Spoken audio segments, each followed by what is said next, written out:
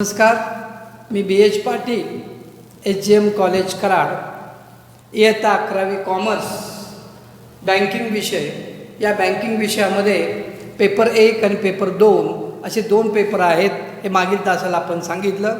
त्याचबरोबर पेपर 1 आणि पेपर 2 या दोन्ही पेपरना थेरी आणि प्रॅक्टिकल असा भाग तुम्हाला अभ्यासाला आहे. यामध्ये थेरी शिकावी लागते आणि प्रॅक्टिकलही शिकावं लागतं. थेरी आणि प्रॅक्टिकल मिळून तुम्हाला पेपरही असतो आणि प्रॅक्टिकलची स्वतंत्र बोर्डाची परीक्षाही होते. आणि म्हणून पहिला पेपर काय आहे, मागच्या तासाला आपण बघितलं. त्यामध्ये अकाउंटन्सीचा बराचसा भाग आहे आणि बँकिंगचा भाग आहे. आणि दुसरा पेपर जो आहे तो पूर्णपणे बँकिंग आहे. आणि हा पूर्णपणे बँकिंग असलेला पेपर आपल्याला त्यामध्ये जे 8-9 टॉपिक्स आहेत, हे 8-9 टॉपिक्स आपल्याला पूर्णपणे वर्षभर मराठीमध्ये शिकायचे आहेत.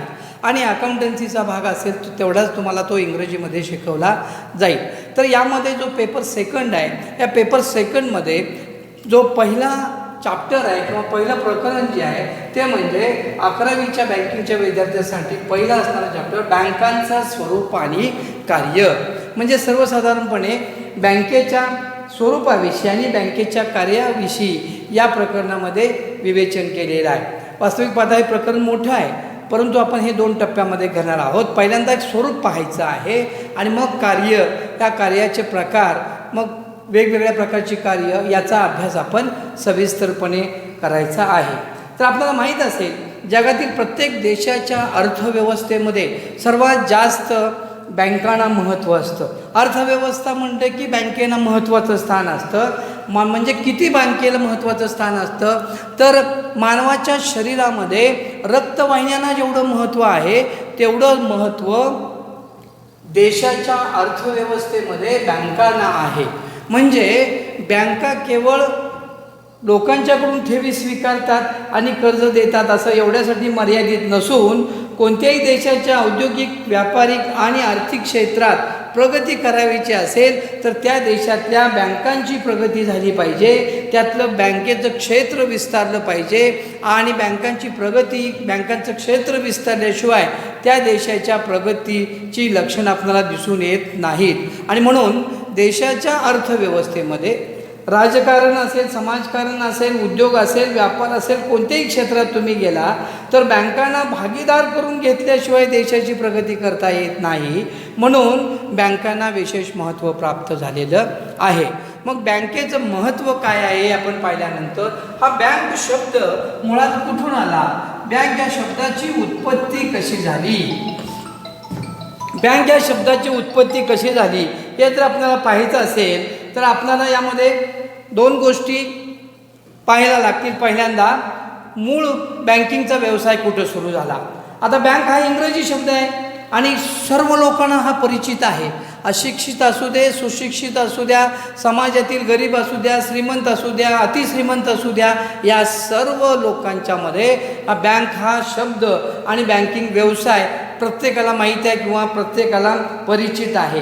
मग असा जो शब्द आहे, हा शब्द आला कुठून, तर हा बँक हा शब्द इंग्रजी शब्द आहे. मग वेगवेगळ्या अर्थशास्त्रज्ञांनी बँक या शब्दाची उत्पत्ती कशी झाली यावर आपली वेगवेगळी मतं मांडली. परंतु मतं मांडत असताना सुद्धा त्यामध्ये एक वाक्यता नाही. ज्या लोकांना ज्या पद्धतीनं दिसलं त्या पद्धतीने त्यांनी मांडण्याचा प्रयत्न केला. वास्तविक बँक हा शब्द कुठून आला, तर इटालियन भाषेमध्ये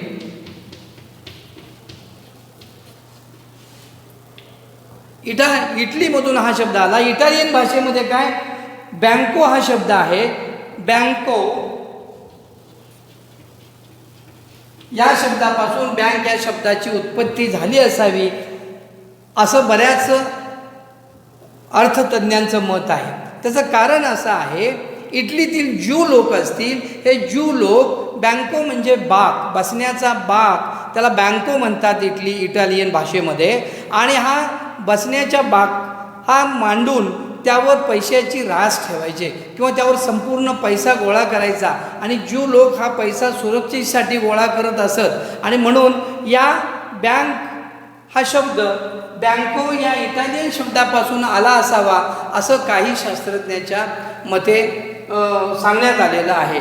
वास्तविक पाहता त्यावेळी काय करत असेल, इटालियन लोक हे लोंबार्डी प्रांतातील ज्यू लोक रस्त्यावर एक बाक मांडायचे आणि त्या बाकावर पैशाची रास ठेवायची किंवा पैसा ठेवायचा आणि हा पैसा लोकांना बदलून द्यायचा, म्हणजे पैशाची अदलाबदलही करायची, सुटेही करून द्यायचे, इतरही पैशांची अदलाबदल करून द्यायचे आणि राहिलेला पैसा जो आहे तो राहिलेला पैसा सुरक्षित ठेवायचे, कर्जाऊ द्यायचे, त्यावर व्याज मिळवायचे. आणि म्हणून बऱ्याच वेळेला ह्या बँको या इटालियन शब्दापासून बँक शब्द झाला असेल असं मानण्यात येतं. आणि बँक्रप्टसी हा शब्द आला.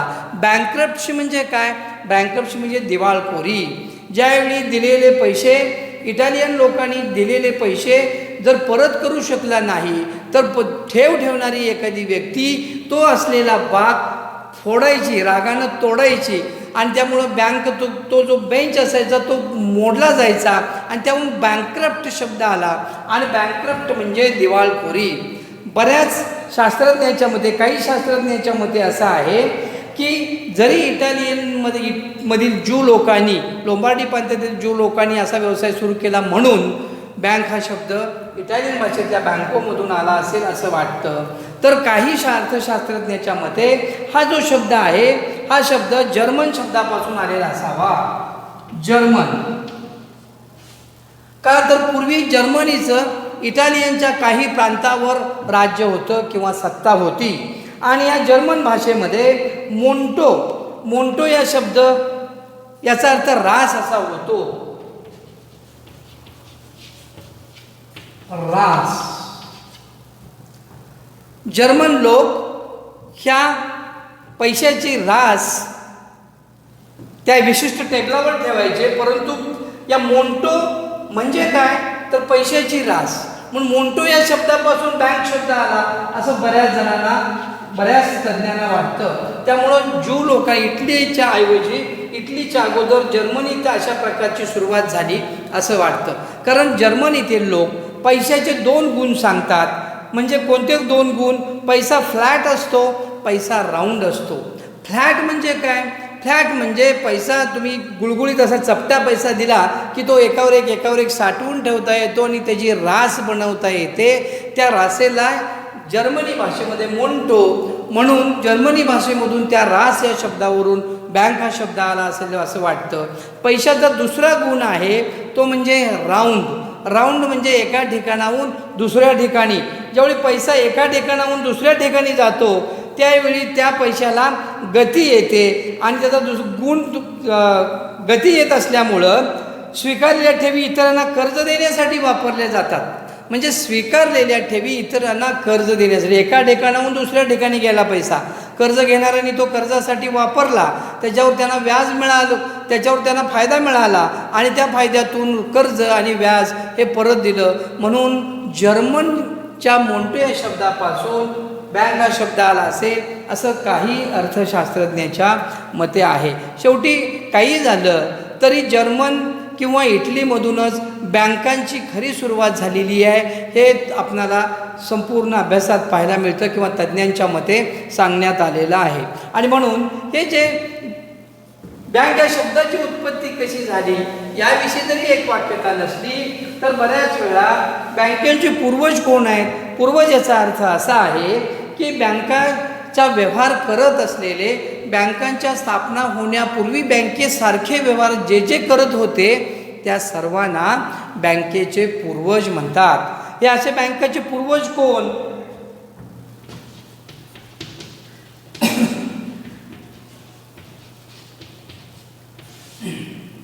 एक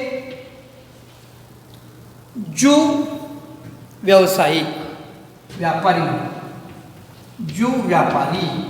2 सोना. 3 पुजारी, मंदिरातील पुजारी. 4 सावकार. म्हणजे बँकांचे पूर्वज म्हणजे ज्यांनी बँकांची निर्मिती होण्यापूर्वी ज्यांनी व्यवसाय केला त्या लोकांना बँकांचे पूर्वज म्हणलेले आहे. हे ज्यू व्यापारी, आत्ताच सांगितलं तुम्हाला मी, इटलीतील ज्यू किंवा लोंबाडी प्रांतातील ज्यू लोक रस्त्यावर बाग ठेवून त्यावर लोकांच्याकडून पैसा गोळा करून पैशाची रास करायचे आणि त्या पैशांची अदलाबदल करायचे. ते पैसे कर्जाऊ द्यायचे. कर्जाऊ दिलेल्या व्यक्तीला जर नफा झाला तर ती व्यक्ती तो कर्जाऊ घेतलेली रक्कम आणि त्यावर होणारं व्याज त्याच्याकडून परत घ्यायचे किंवा त्याच्याकडून वसूल करून घ्यायचे. म्हणजे ठेवीच्या रूपानं पैसा स्वीकारायचा आणि कर्जाऊ द्यायचा. हाच बँकेचा खरा व्यवसाय आहे. आणि त्याचा मोबदला घ्यायचा. त्या मोबदल्याला त्यावेळी व्याज म्हणत नव्हते, आता ही व्याज संकल्पना आली. परंतु जो मोबदला जादा म्हणून घेतला जायचा ते ज्यू व्यावसायिक घ्यायचे, ज्यू व्यापारी घ्यायचे. म्हणून ज्यू व्यापाऱ्यांना बँकांचं पूर्वज म्हटलेलं आहे. मग ज्यू व्यापारी एकच पूर्वज नाहीत तर दुसरे सोनार. आजही सोनार व्यवसाय करतात. आपल्याला माहिती आहे लोकांच्याकडून काय करतात, सोनं चांदी मौल्यवान वस्तू दागदागिने काय असतील त्या पैशाला सुरक्षितेसाठी स्वतःकडे घेतात आणि त्याच्या अगेन्स्ट कर्जही देतात. आणि कर्जाला आच्छादन म्हणून कर्जाला आधार म्हणून ते सोनं ताब्यात घेतलं जातं. म्हणजे सोनार कित्येक वर्षापासून ह्या अशा प्रकारचं कार्य करतात. 17व्या शतकामध्ये इंग्लंडमध्ये सोनार लोकांनी या व्यवसायाची सुरुवात केली असं अनेक ठिकाणी आपणाला आढळून आलेलं आहे किंवा तज्ञ लोकांना आढळून आलेलं आहे. सोने नाणे चांदी मौल्यवान वस्तू ह्या ज्या असतात त्या आपल्याकडे ठेवून घेत असत आणि ज्या वस्तू ठेवून घेतल्या त्या वस्तूच्या संदर्भामध्ये त्या वस्तूचं एक टिप्पण एक चिठ्ठी देत असत. आज आपण बँकेत पैसे ठेवलं तर आपल्याला पासबुक मिळतं, पण त्या काळात तुम्ही ज्या वस्तू सोनाराकडे ठेवल्या त्याबद्दल तुम्हाला चिठ्ठी मिळायची. सोनार त्याच्या अगेन्स्ट तुम्हाला पैसे द्यायचे. त्या पैशाचा वापर कर्ज म्हणून तुम्ही करायचा आणि कर्ज आणि त्यावर होणारा मोबदला परत सोनाराला द्यायचा आणि मग ती वस्तू ताब्यात घ्यायची. किंवा सोनाराकडे जमलेले ज्या वस्तू असतील, सोनाराकडे जमलेले जे दागदागिने सोनं असेल ते दुसऱ्याला देऊन सोनारी कर्ज मिळवू शकायचे. म्हणजे हे बँक आत्ता जी व्यवहार करते हा पूर्वीच्या काळी 17व्या शतकामध्ये त्याच्याही अगोदर या प्रकारचा व्यवहार केला जायचा. म्हणून सोनाराला सुद्धा बँकेचे पूर्वज मानले गेलेलं आहे. आता देवळातील पुजारी यांना सुद्धा बँकेचं पूर्वज मानले गेलेलं आहे. कारण इसवी सणापूर्वी देवळातील पुजाऱ्यावर इतका विश्वास लोक ठेवत असत की देवळातील पुजारी आणि देवावर जेवढा विश्वास आहे तेवढाच पुजाऱ्यावर विश्वास. त्यामुळं जर आपण पुजाऱ्याकडे पैसे ठेवले आणि ते पैसे मंदिरामध्ये जर ठेवले तर देवाच्या कृपेने ते सगळं सुरक्षित राहील अशी एक अंधश्रद्धा लोकांच्या मध्ये होती. आणि मग पुजारी ते सगळे पैसे कलेक्ट करायचे, गोळा करायचे, स्वतःकडे ठेवायचे. परंतु प्रचंड पैसा साठला तर ते गरजू लोकांना द्यायचे आणि गरजू लोकांच्याकडून दिलेल्या पैशापेक्षा जादा पैसे घ्यायचे. आणि जादा पैसे घेतलेले हा पुजारी आहे त्यामध्ये पुजाऱ्याचा आणि लोकांचा हिस्सा त्यामध्ये वाटून असायचा. ठेवल्याने ज्यांनी पैसे ठेवले त्यालाही असायचा आणि पुजाऱ्याला त्यांनी हे स्वतः काम केलं म्हणून पुजाऱ्यालाही त्यातला हिस्सा मिळायचा. म्हणजे जो जादा हिस्सा मिळायचा त्याला आज व्याज म्हटलं जातं. आणि म्हणून पुजाऱ्याकडं ज्या वस्तू किंवा जो पैसा दिलेला आहे त्या पैशाचं पुजारी कर्जाऊ द्यायचा. आणि म्हणून पुजाऱ्याला सुद्धा बँक व्यवसायाचं पूर्वज मानलेलं आहे. हे तिघांना पूर्वज मानलं. आणि सावकार जे आजही चालू आहे. सावकार म्हणजे काय, पूर्वीच्या काळी सुद्धा लोक करत होते ते आजही करतात. पूर्वीच्या काळी काय करायचे, गरीब शेतकरी असतील किंवा ज्यांना कर्जाची गरज आहे त्या शेतकऱ्याकडून घर जमीन स्वतःकडे घ्यायची, तारण घ्यायचं. म्हणजे तारणाचे व्यवहार त्यावेळेला होत होते आणि त्यावर त्याला कर्ज द्यायचं आणि कर्जाची परतफेड केली की त्याची जमीन त्याला ताब्यात द्यायची. तोपर्यंत जमीन कसायची, जमिनीतून उत्पन्न मिळालेलं असतं ते सावकाराचं असायचं. म्हणजे एक प्रकारे त्याला व्याजही मिळायचं आणि पुन्हा मुद्दलही परत यायची, मग ती जमीन सोडायची. म्हणजे सावकारसुद्धा बँकेप्रमाणेच कार्य करत होता. आणि म्हणून सावकाराला देखील सुद्धा बँकांचं पूर्वज म्हणलेलं आहे. म्हणजे बँकांचे पूर्वज किती, ज्यू व्यापारी, सोनार, पुजारी आणि सावकार हे बँकांचे पूर्वज मानलेले आहेत. आज आपण पहिल्यांदा बघितलं आपण बँक म्हणजे काय, बँक शब्द कसा आला. त्यानंतर मी आता काय सांगतो तुम्हाला, बँकांचे पूर्वज ज्यू व्यापारी, सोनार, पुजारी आणि सावकार. त्याच्यानंतरचा पुढचा भाग आहे. मग अशा बँका ह्या कधी निर्माण झाल्या आणि भारतामध्ये या बँक व्यवसायाची प्रगती कशी झाली किंवा कशी प्रगती होत गेली हे आपण थोडक्यात पाहणार आहोत. आणि त्यानंतर बँकेच्या कार्याकडे सविस्तर येणार आहोत. तर जगात इतर देशामध्ये बँक व्यवसायाची सुरुवात झाली होती. त्याचवेळी भारतात सुद्धा फार पूर्वीपासून बँक व्यवसायाची सुरुवात झालेली आहे असं लिहिलेलं आढळतं. कारण चंद्रगुप्त मौर्याच्या काळामध्ये कौटिल्याचं अर्थशास्त्र प्रसिद्ध होतं आणि या कौटिल्याचं अर्थशास्त्र याचा अर्थच असा आहे, त्यावेळी बँकिंगचे व्यवहार होत होते. बँक हा शब्द नसेल पण बँकिंगसारखे सर्व व्यवहार होत होते. 12व्या शतकामध्ये हुंडीचे व्यवहार व्हायचे. म्हणजे 12व्या शतकामध्ये जे 800 वर्षापूर्वी हुंडीचे व्यवहार व्हायचे. कौटिल्याच्या अर्थशास्त्रामध्ये आपल्याला त्याचा मोठ्या प्रमाणावर उल्लेख आढळतो. त्यामुळे बँक व्यवसायाची सुरुवात भारतात 12व्या शतकापासून आहे असं मानण्यात येतं. परंतु भारतामध्ये खऱ्या अर्थानं बँक व्यवसायाची सुरुवात कधी झाली? औद्योगिक क्रांतीनंतर. आता औद्योगिक क्रांतीनंतर भारतात बँक व्यवसायाची सुरुवात झाली. भारतात बँक व्यवसाय सुरुवात किंवा प्रगती. औद्योगिक क्रांती कधी कुठं झाली? औद्योगिक क्रांती इंग्लंडमध्ये झाली. कधी? 17व्या शतकामध्ये झाली. औद्योगिक क्रांतीची सुरुवात कुठं झाली? चाकाचा शोध लागला. जसा चाकाचा शोध लागला तशी त्या चाकामुळं संपूर्ण अर्थव्यवस्थेला गती मिळाली. उद्योग व्यवसाय वाढले. मागणीपूर्व उत्पादन होऊ लागलं आणि मागणीपूर्व उत्पादन झालं असेल तर एवढं मोठं झालेलं उत्पादन खपवण्यासाठी इंग्लंडनं बाजारपेठ शोधायला चालू केली आणि म्हणूनच ते भारतात आले. ईस्ट इंडिया कंपनीची स्थापना केली आणि व्यापारी म्हणून आले. आणि आपल्याला माहीत असेल, तुम्ही 8वी 9वी 10वीपर्यंत इतिहास जर बघितला असेल तर कुठंतरी तुमच्या वाचनात आलं असेल, व्यापारी म्हणून आले इंग्लंड आणि राज्यकर्ते बनले. म्हणजे ते ईस्ट इंडिया कंपनीची स्थापना करून भारतात आले, भारतात व्यापार सुरू केला आणि भारतात ज्यावेळी व्यापार त्यांनी सुरू केला त्याच काळामध्ये खऱ्या अर्थानं बँकांच्या सुरुवात झाली असं म्हटलं तरी फारसं वावगं ठरणार नाही.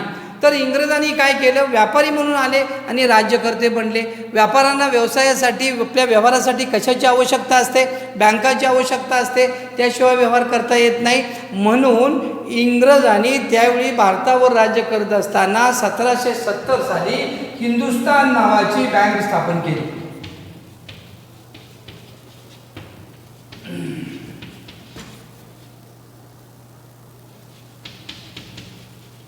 आता ही हिंदुस्तान नावाची बँक 1770 साली जरी स्थापन केली असली तर ही बँक फार काळ टिकली नाही.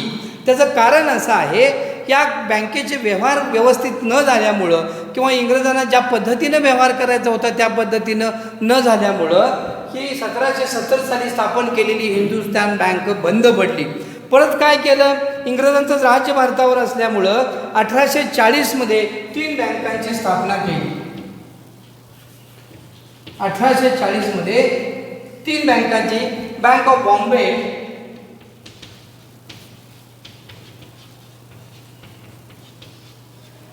बँक ऑफ बेंगॉल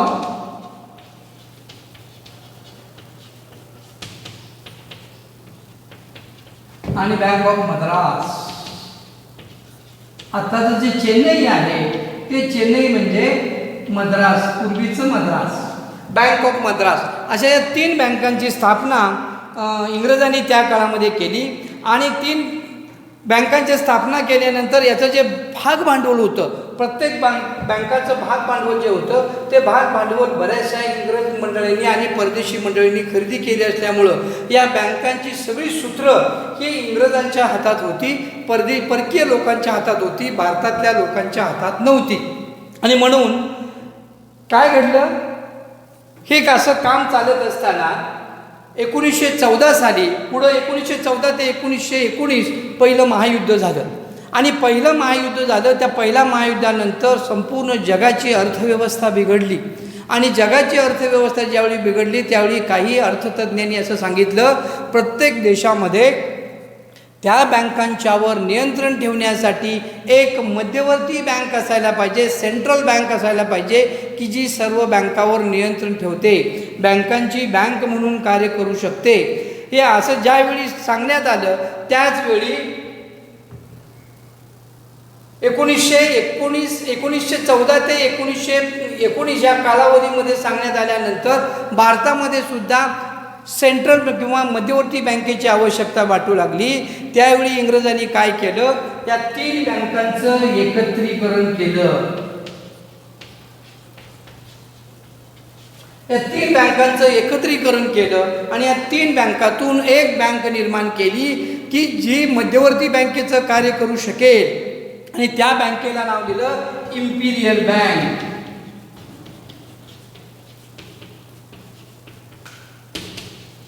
आणि 1920 साली इम्पिरियल बँकेची स्थापना झाली. वास्तविक पाहता प्रत्येक देशामध्ये त्या देशातल्या अर्थव्यवस्थेमध्ये बँकावर नियंत्रण ठेवण्यासाठी मध्यवर्ती बँकेची आवश्यकता असते. पण इंग्रजांचं राज्य असल्यामुळं इंग्रजांनी भारतात अशा प्रकारची मध्यवर्ती बँक स्वतंत्रपणे स्थापू दिली नाही. त्यांच्या ताब्यात असलेली इम्पिरियल बँक हीच बँक देशाची मध्यवर्ती बँक म्हणून काम करू लागली. आणि मग या बँकेनं बरेच दिवस काम केलं, परंतु ही मूळ व्यापारी बँक असल्यामुळं आणि इंग्रजांची बँक असल्यामुळं यांनी देशाचं हित कमी आणि इंग्रजांचं हित जास्त बघितलं. त्याच्यामुळं काय झालं, यांनी मध्यवर्ती बँक म्हणून काम करत असताना आपलं मध्यवर्ती बँकेचं काम करण्याच्याकडं दुर्लक्ष करून व्यापारी बँक म्हणून मोठ्या प्रमाणावर नफा मिळवला की ज्याचे शेअर सगळ्या परकीयांनी खरेदी केले होते. म्हणून 1927 साली पुन्हा काय झालं, 1927 साली पुन्हा ठराव करण्यात आला की भारतासारख्या मोठ्या देशामध्ये एक स्वतंत्र अशी मध्यवर्ती बँक असणं आवश्यक आहे. तरीही झाली नाही. तोपर्यंत हे सगळं कामकाज इम्पिरियल बँक करत होती. मग इम्पिरियल बँकेनंतर काय झालं, इम्पिरियल बँक खाजगी बँक असल्यामुळं हे काम करत असताना त्यामध्ये काम करत असताना एक नवीन कल्पना मांडली गेली की या देशामध्ये स्वतंत्र जर बँक असेल मध्यवर्ती बँक तरच या देशातल्या बँका कारभार व्यवस्थित करू शकतील. आणि म्हणून 1927 साली ज्यावेळी मांडणी करण्यात आली आणि त्याला 7 वर्षानं मूळ रूप आलं, तर 1934 साली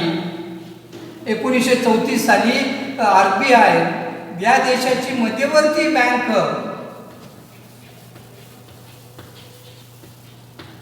स्थापनेचा कायदा करण्यात आला.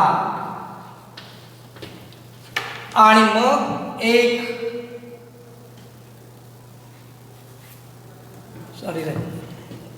त्यानंतर 1935 साली 1